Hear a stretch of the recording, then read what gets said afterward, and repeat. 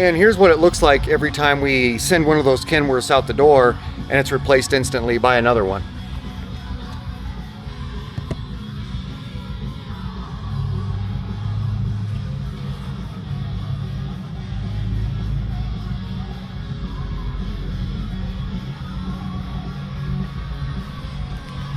+30 trucks later and they're still just replacing one with another one. But that's not what's coming in next. What's coming in next is this guy right here.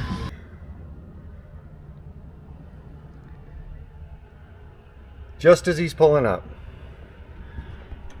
This will be the next truck we're doing. Good morning. I do have my work cut out for me. Very odd. I was pretty impressed. I'm gonna do what I always do on these trucks. And that just happens to be my thing, by the way.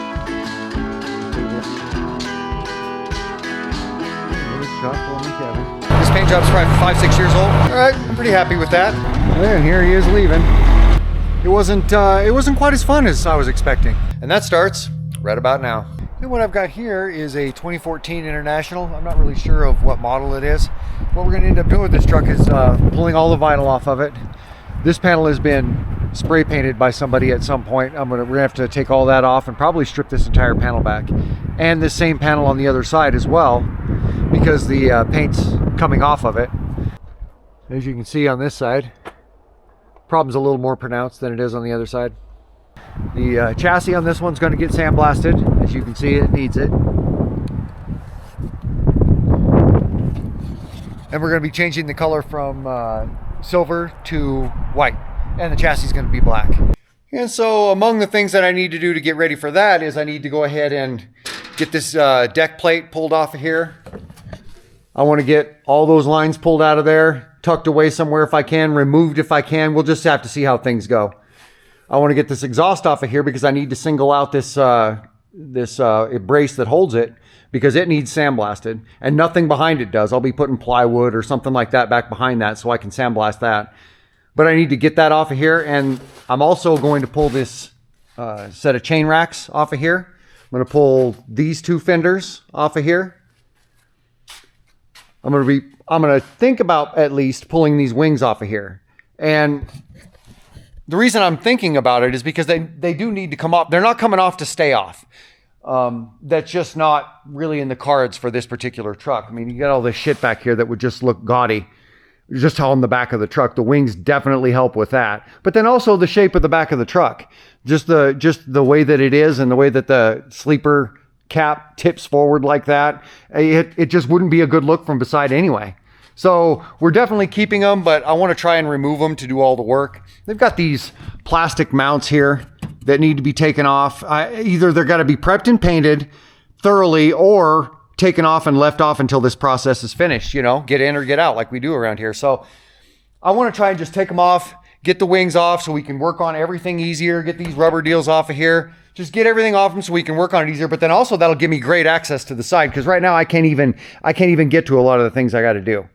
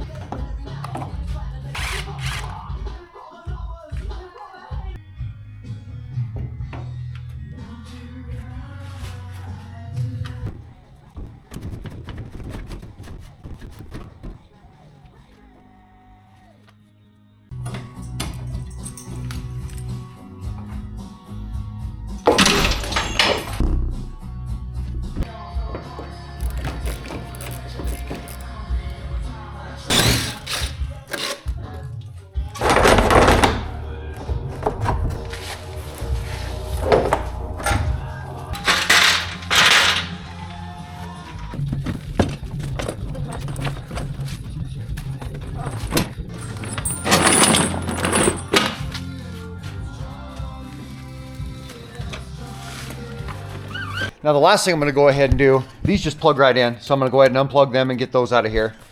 But as you can see, this chassis needs a lot of help. It's just so bubbled up. This is not a PACCAR chassis that I know of. It's an international truck. So we'll see how it blasts, but yeah, it looks like it's going to be tedious. And here's a better look at that. See, the wafer came out of the back side of that. right there. As you can see, that's all bubbled up. So this is in bad shape.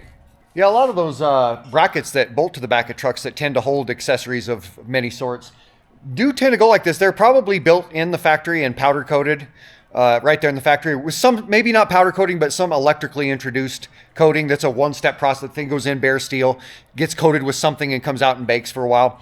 It's supposed to be durable, but in fact, it lets the metal sweat and then it just lets it just build up underneath it because it can't get out. So it's the opposite of good, actually. And I see it all the time. So this is going to require a little bit. I need to actually sandblast it and then go ahead and put a fiberglass patch on the backside of here to fill this back in. Structurally, fiberglass isn't going to be as strong as steel, but it's not going to come up in this case. With that all sandblasted and prepped correctly, it's going to make a nice patch and it'll reinforce it just fine. But I've had to reinforce these sorts of brackets many, many times in my career. So this really isn't anything new. So we'll go ahead and get this stuff all coiled up, get some zip ties on it, get it zip tied up to the top of the tank somewhere there so we get it out of the way enough. And then we'll get this guy outside, go ahead and get all the sandblasting done here, and then we'll get it back inside.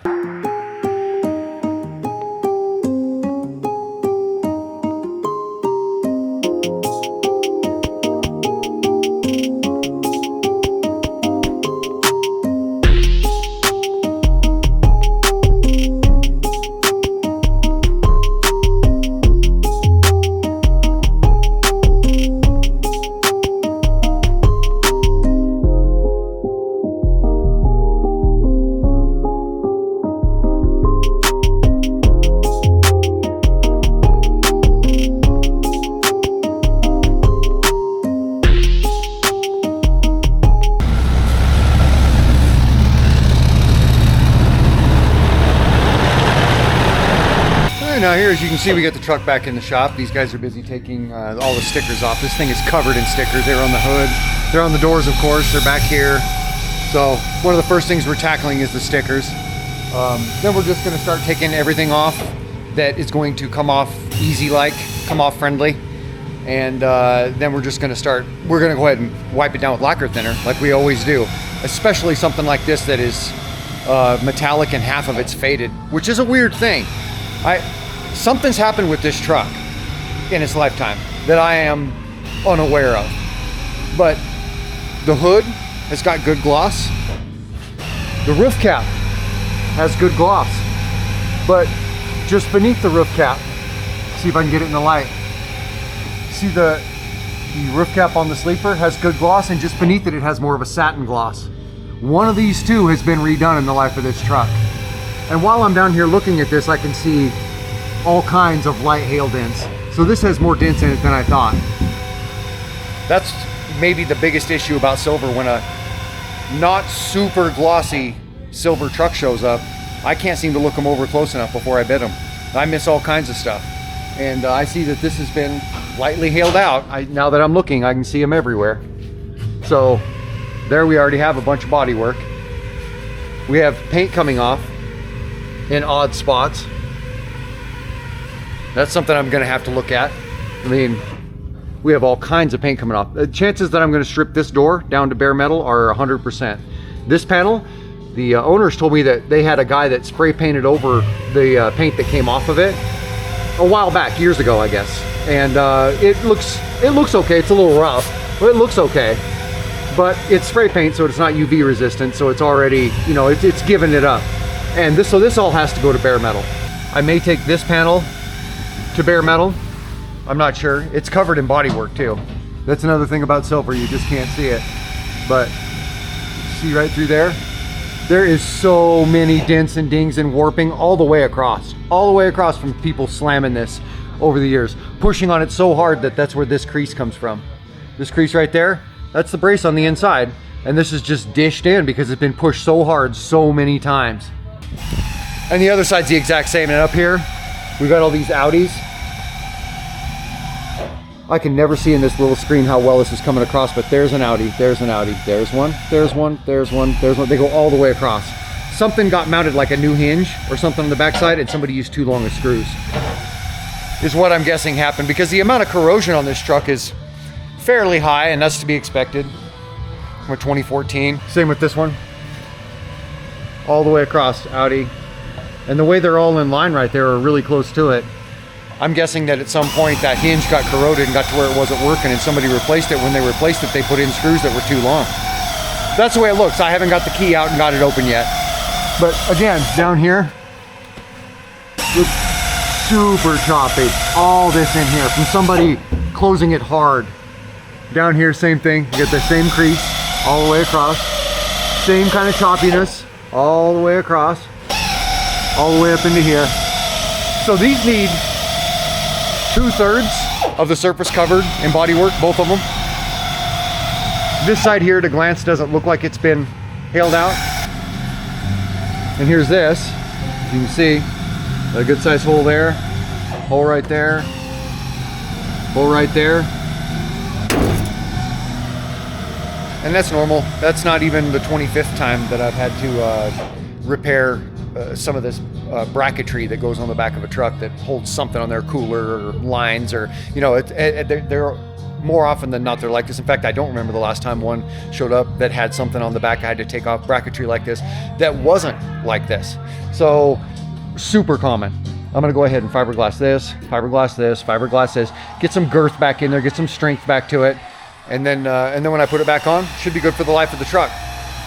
Now underneath here, these are another story. I look at the reflection from the ambient light coming in from outside, and I'm just positive you'll never see it in this camera. But at least this top wing here, at least because I haven't looked at the one under it carefully, but at least this top one has been hailed out. So I mean, that tells me that it's the one that's off the driver's side, because it's got light hail all the way up it. And again, I know you're not going to be able to see it in the camera, so I won't waste time trying to show you, but during the process you'll see that this is going to end up being completely covered in more glazing than anything. It's not heavily hailed, but you can't leave it. You shoot it, it's going to look like it's been hailed. So this is going to end up covered in glazing, and plus there's Audis all over in it. There's Audis, a slew of Audis right in here, one right here, a couple down here, from just loads or something getting rattled around in between the wings and hitting it from the inside. Both of them have it. So if there's a big Audi right here, look at that. So I've got quite a few things to do to the wings as well while I'm at it. And inside the cab here, as you can see, this is the only silver in the truck. The rest of the truck is all plastic of different colors. So we're gonna go ahead and mask off in here, and either mask or remove, depending on how friendly these are. Mask or remove those, and get everything all masked up in here, get it all prepped. Use thinner on it like 4 times, because the chances are through the roof that this has had Armor All just flat sprayed on it, probably more than once in the life of the truck, because of people cleaning, you know, the interior and just getting it all over here. And that's super common. So we'll really clean the heck out of it, and we'll get it all prepped, and we'll spray it. Okay, so I'm up here at the visor, and I've messed with similar visors before, and you can actually get to all sides of it, but with that sleeper cap coming down as far as it does, kind of intrusive, I thought maybe it'd be better if I just took this off, and I've never taken one of these off. Truth is, I've done my share of internationals. I mean, of the first 20 trucks I ever painted, probably 10 of them were internationals. I mean, so I've got and that's how my career started. I've got a ton of experience painting internationals in the first half of my career. But if some of those old work trucks got old enough that they dropped off and the guys quit painting them and using them, those old ProStar 5000s and a lot of those other guys, then we didn't see them as much. And now, you know, these guys are largely a manufacturer of trucks that you see out on the highway hauling freight. And that's what this truck was. So that's why we just don't see many of them. We don't see many trucks like this in these parts.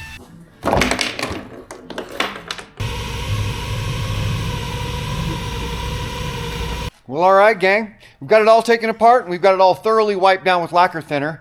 And you might think, well, why not just wax and grease remover? Well, because what we're trying to do is we're trying to get any traces of buffing compound out of this material. And if somebody's ever buffed it, and there's some good, high quality compounds out there that are just detrimental to the painting business.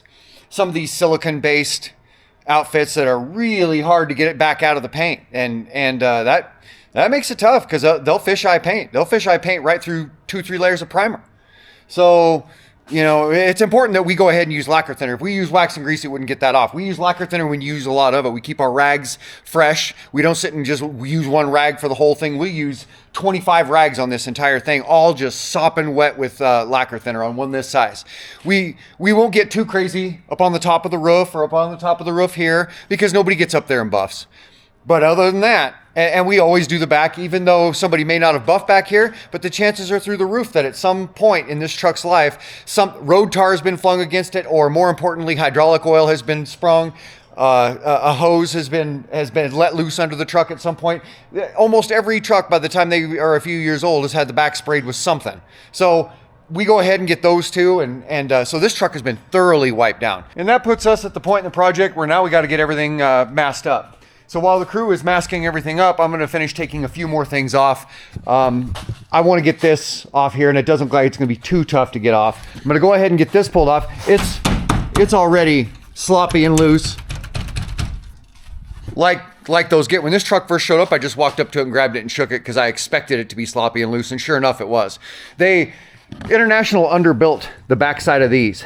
The way that they attach it to the hood is fine. It kind of reminds me of a Ford deal, but these grills themselves are underbuilt, and they only attach at 4 points at the top, and it just doesn't work out. More often than not, once they're a few years old, they start getting sloppy. So, but I'd imagine they're probably not too spendy since they're not really made of anything. I mean, they're made of plastic that's been coated with what looks like chrome. So they're probably affordable, and plus it's international. I think they like to keep their stuff affordable. There is a few things though on this truck that I find to be pretty smartly designed and pretty well built. I've been around quite a few internationals in my life, but not this model very much or around this year. I started my career painting a whole fleet of internationals, and I painted for many companies that were still running them. The old ProStar 5000, some of the old internationals back then. So it was a whole different breed of truck. You know, it was a whole different monster.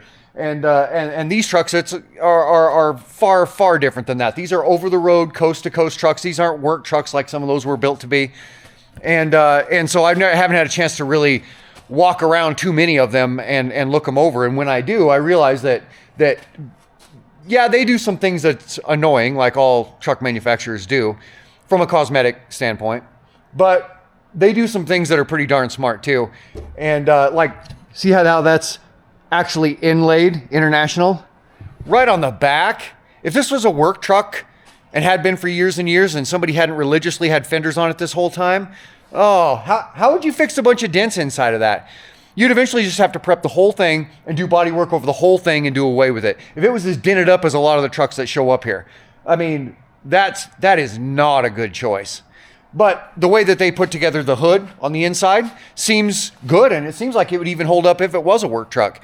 So there's a lot of things that they do that I don't mind. Their whole visor setup, I don't mind. You just pop the lights out, and 3 bolts later, the entire visor comes off and unplugs easily. I slope the visor down to take it off of the truck, and all 3 bolts dump down into the cavity of the visor, and I can only get 2 of them out. So that's a pain in the ass. I didn't think about it, but I'll deal with that as we go on. But another thing I like is it looks to me, at least with the naked eye, like their chassis is thicker than a PACCAR chassis. That looks a few millimeters thicker to me. So I mean, there's some of the things that they do on these trucks that make me think that they are a pretty stout outfit. And then there's some silly things they do, like all outfits do. But we like that there's no rivets on it, that's for sure.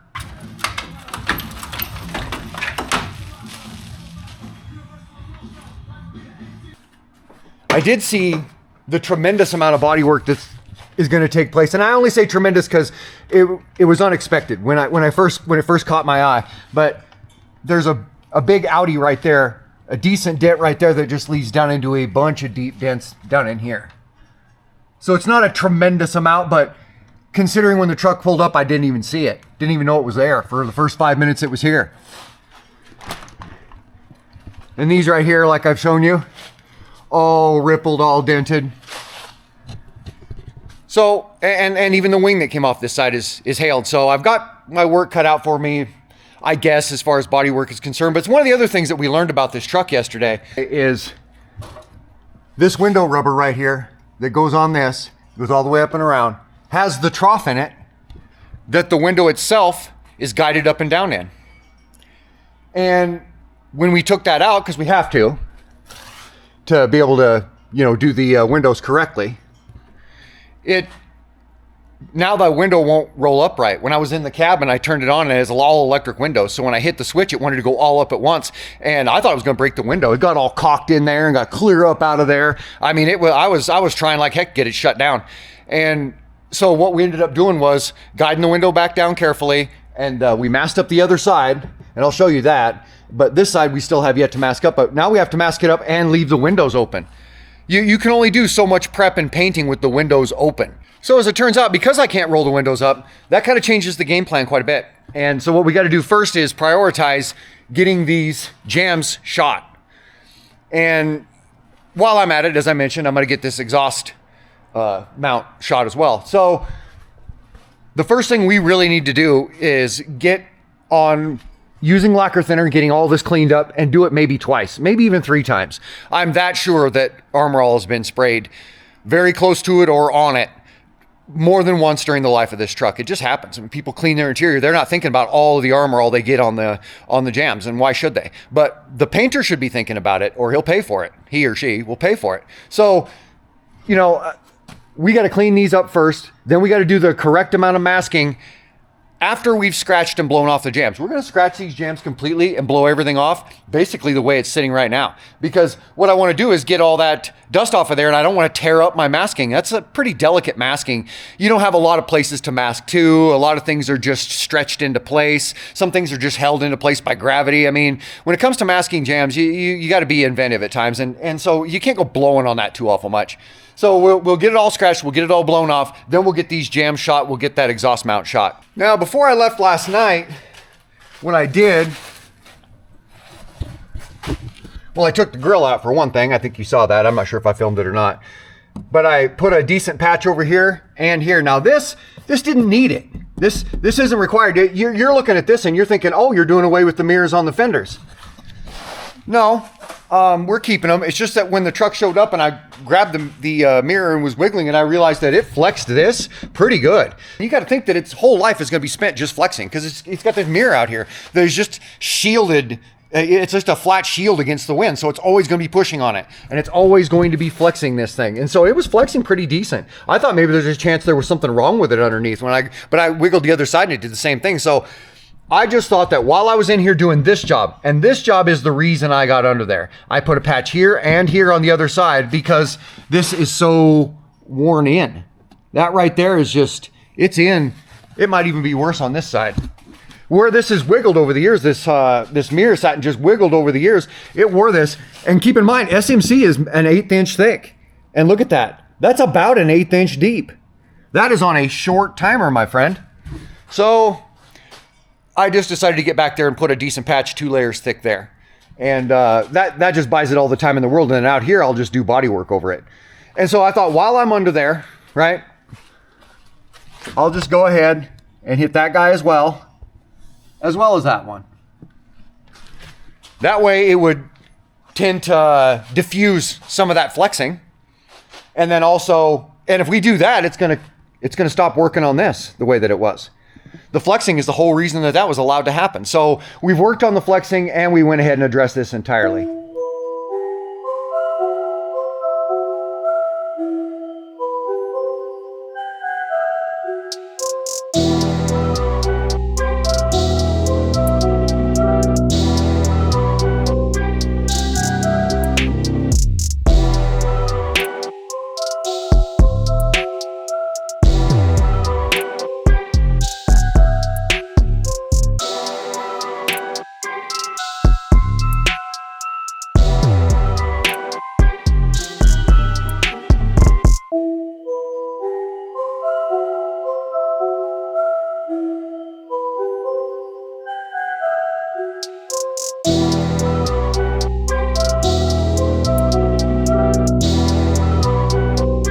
Okay, so at this point, I've got the body work done and I'm gonna get ready to glaze. But before I glaze, I'm gonna go ahead and strip off all this paint in between all the body work, because the body work is now officially marked. It's all marked.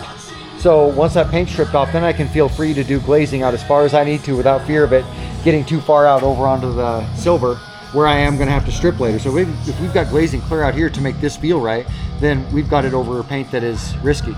So like right here, same thing. So my priority now is to just get all the paint off of these wings and then go ahead and start my glazing from there. Okay, so what I'm doing is I'm just removing this paint using this rotary sander. It's strictly rotary. It's like a drill. Basically, it is a drill, but it's not a modified drill, at least not by me. DeWalt sells them just like this. And I've got 2 of them, and I will probably end up getting a 3rd. And the reason that I'll have so many is because when one starts to get good and warm, and these will warm up on you, then I just set it aside or set it outside, especially if it's this time of year, and then use another one for a while until it gets warm, and then set it outside and bring the other one back in. Sometimes I'll set them right in the snow, because that way I don't sit and overheat them, because they'll overheat if you go too far with them. But they're a rotary sander, so they just spin like that. And I used to use a tool called a mud hog that looks just like a DA sander pretty much, except for it's strictly rotary. But the company that made them quit making them, and they were pretty heavy and clunky anyway, and used a lot of air. This doesn't use any air. But what I do is I just put 150 grit on it for something like this. If this was steel, I could probably go a little heavier with my grit, but it's not. It's aluminum, and you could definitely chop up aluminum. You could definitely carve it up and leave all sorts of imprints in it if you're not careful. You take after this with something that's too abrasive, you could mark up this aluminum in a way that you would need to heavily sand after you've wet sand primed it just to take care of that mistake. So the goal is to be very gentle and at least to get down to the black. I don't care if I leave some of this black behind. The black isn't the problem. The adhesion between the black and the silver is the problem. So if I leave some of this black behind, that's not a big deal, but that's what I'm using, and this is about 5 times faster than doing it with a DA sander. And then I'll go over this all with a DA sander before at some point before I go ahead and prime it.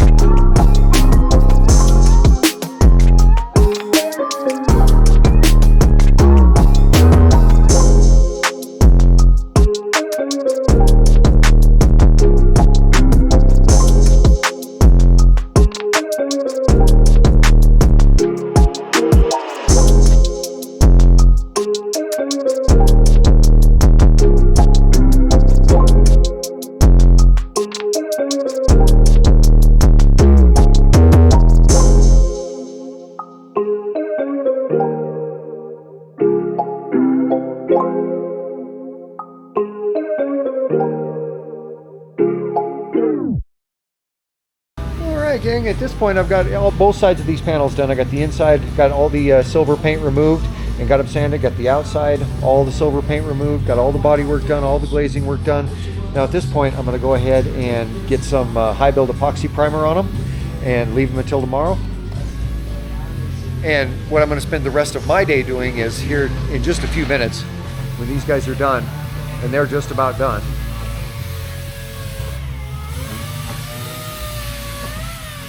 Got a heavy amount of masking done in here due to the complication of having to do all this work with the window open. So because we have to leave this window down basically throughout the course of the whole job, that complicated things quite a bit. So now at this point we're going to be doing the jams today. I'm going to go ahead and get them primed and painted here today, get them all banged out. Well, all right, now I've got both of these sets of jams all wiped down, blown off, wiped down, cleaned up. Now I'm 100% certain that I'm ready to go ahead and get primer on them. And before I do, I want to show you what goes into doing jams like these. As you can see, as I mentioned, I decided I wasn't going to take these off. It wasn't going to be worth my time, and painting 3 inches inside of this line makes absolutely no difference. It's not rusting to death in there. There's no corrosion in there. There's nothing to worry about underneath that panel, so there's nothing to take care of underneath there. We're just changing the color. So I went ahead and remasked those up. You can see, look how complicated that got, that wing window, because it doesn't come out. And because I have to shoot the jams technically on both sides, this is all going to get shot with the truck. But in there, that's not going to be any fun to try and get that shot without causing runs around the outer perimeter. Quite complicated. And just like in here, just the things that got masked up. And as you can see, not a shiny bit anywhere to be seen. All of it has been thoroughly scratched, thoroughly masked, both sides. We had to tack that back out of the way so we can close this door. Not tonight. We'll go ahead and mask all these jams up tomorrow, and then we'll go ahead and close the door, and the door will stay closed for the rest of the job. And that's when we'll go ahead and take care of all the rest of this stuff, and we'll leave that masking inside the cab. Well, good morning, gang. As I now realize you didn't see yesterday, I went ahead and got the primer and the paint on the jams. I set up my camera the way I always do. I hit the button on the top like I always do, and I went back to work. And then when I came back later to shut it off, I realized that it was on photo somehow. And so all I had was a blurry picture of part of my hand and nothing else. So anyway, I went ahead and got the primer and the paint on the jams yesterday. Now it's first thing the next morning, and when the crew comes in the door here any minute, we're going to go ahead and get these jams completely masked up and close the doors. And when I say completely masked up, I mean we're going to mask up the inside of the jams here and the inside of the jams here straight to this line, and then we're going to unmask all this.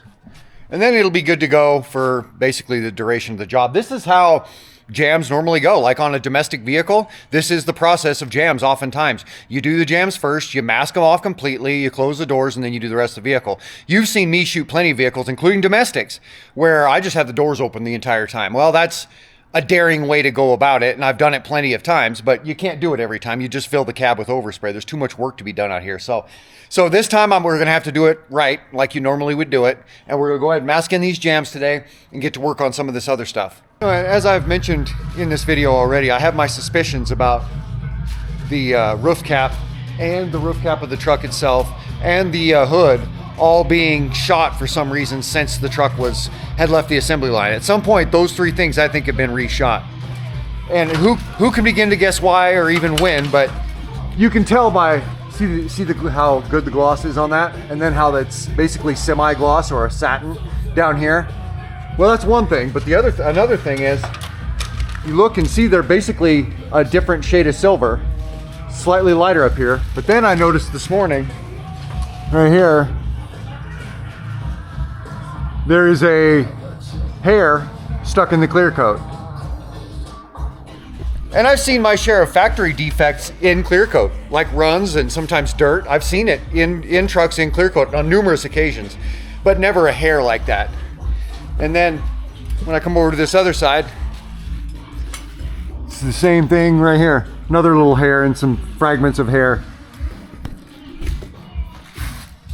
stuck in it. I don't know if you can see it or not. Right there. So I was already 99.999% sure, now I'm 100% sure that the roof caps and the hood had been reshot at some point. And then down here, I put a fiberglass patch on that hole and on those two holes. And then after I put it on those two holes, I put tape across it and then smashed everything as flat as I could get it. That way, when I set this back against the truck and bolt it up, it'll be a flat surface against a flat surface. And I actually just used the fiberglass to fill the hole and nothing else.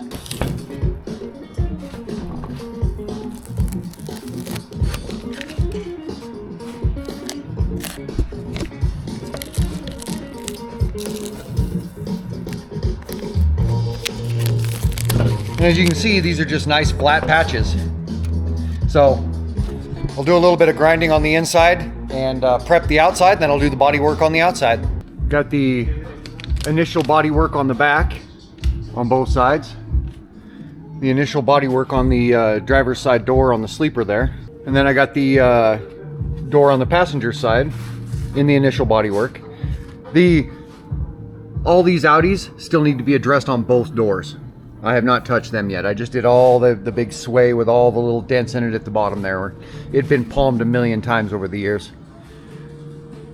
And then we got the initial body work done back here as well. But this is dished in right here. Got a good size swelling right here. And down here it is just rippled all the way. Literally all the way. And up here, I took a 2-inch roll lock disc with 24 grit on it. Really hollowed that out because as you can see, it's deep. And over here it was even deeper. But I got everything good and abraded and mellowed out the edges and got it all ready. And even this one had one going on it. That's how much rocking this has done over the years. This had a very, very short amount of time left on it before this broke out the hood right here. Very short. It is 9/10 of the way through the hood right there. This stuff is just a little over an 1/8 inch thick.